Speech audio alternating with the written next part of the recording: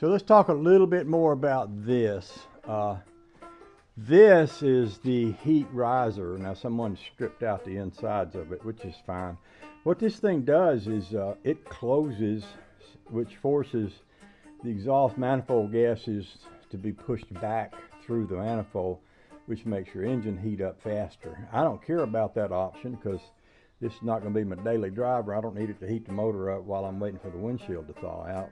This is more of a hot rod car, and there's no rush about and the other thing about having that heat riser in there is if it closes, it's severely restricting your exhaust flow, and if you want a car with some high performance, you don't want anything to close up your exhaust hole, because that's gonna take it all away right there.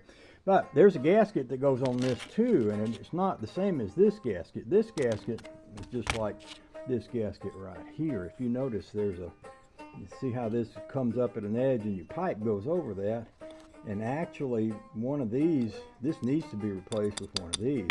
But under here, this has a gasket that has 3 holes in it, and it's a flat gasket, and this doesn't have one.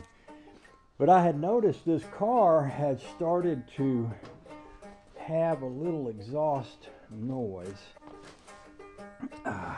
and I can show you right how that goes. This goes on here like this. This goes on here like that. And see, this is 2 flat surfaces that comes together. Well, there has to be a gasket in there. You're going to have some exhaust noise. And I don't see a gasket that fell out of that when we took that off. So I'm guessing it might have been where my exhaust noise was. I was looking over here to see if I saw a gasket laying on the floor. However, I did see another place that looked like, let's see if I can find it and show you. I did see one of these other pipes that looked like, well, it's this pipe actually. You see how black this is right here? That makes me think that this has been leaking exhaust gases right there.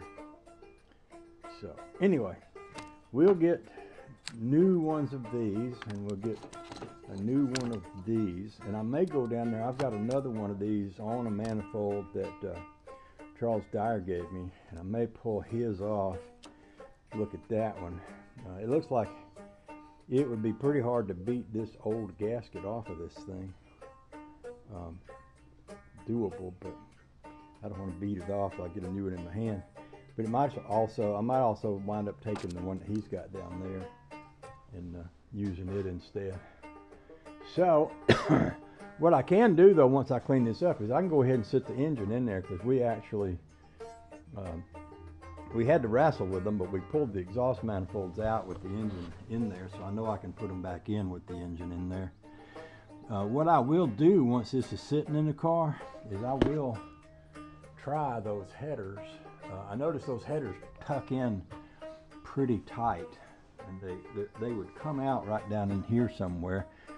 There might be enough room to make a turn and get that to go back into these pipes. That's the pipes that I have to work with. Over here I've got that one. Over here I got this one that's set back farther because I got a different manifold on that side.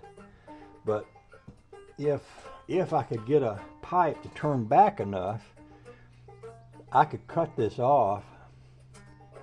If I could get it to turn back enough to get a U in there that pointed it in the direction, then I could cut and modify these pipes and make those headers work. But that's tricky. That's a tricky prospect, and I don't know if I could do that or not. So something I'll study on. Anyway, I was about to go to the parts store and get me some engine bay some engine cleaner and some paint, so I'll go ahead and do that.